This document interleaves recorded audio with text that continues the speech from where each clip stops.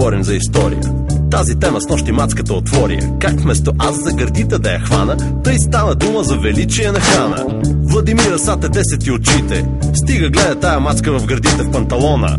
Балдуиновата кула. Леле, колко чифтега ще я опула.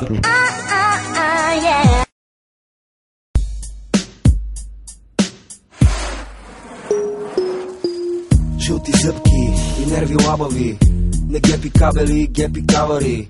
Като стрида в маршрутките, аз съм сам държавата на проститутките. Колега, помниш ли на стената любим портрет?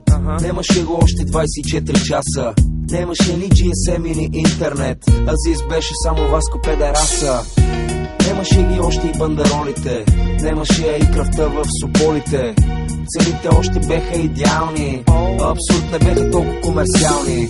Сега амортизьорът ти тропа. Говориш ми за залеза на хип-хопа. Виде ми се, колега, че си паднал по гръб. От коза съм станал малко тъп. За тия години отидоа 4 декара. Менеджера ни тръгна да вика лекара. Викам: господин продуцент, my friend, дай ми пара, искам турне като на Кукубенд.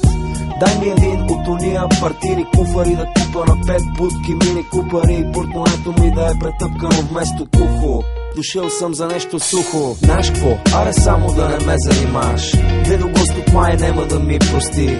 Дай ми всичката пара на света, колега. Не ме занимай с глупости, бе. Знаеш какво? Аре само да не ме занимаш. Дедо Господ май нема да ми прости. Дай ми всичката пара на света, колега. Не ме занимай с глупости, бе.